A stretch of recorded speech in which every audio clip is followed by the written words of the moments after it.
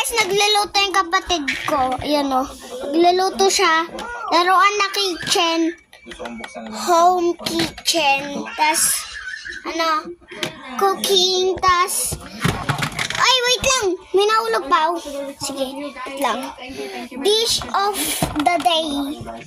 Dish of the day. Dish of the day. Ayan o. Meron kaming ganyan. Ganyan o. Ganyan.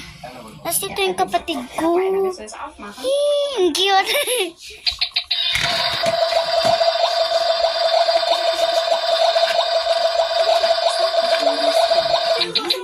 Yan na, nagluluto na siya. Yan na, nilaluto na yan. Marunong siya magluto, guys. Ano, ayan yung kitchen namin. Tapos nilalagyan lang namin yan ng ilaw, cellphone. Ayan na, naglaluto siya. Anong nilaluto mo pa? Broccoli and ano pala yan? Carrots. Ang galing ng kapatid ko!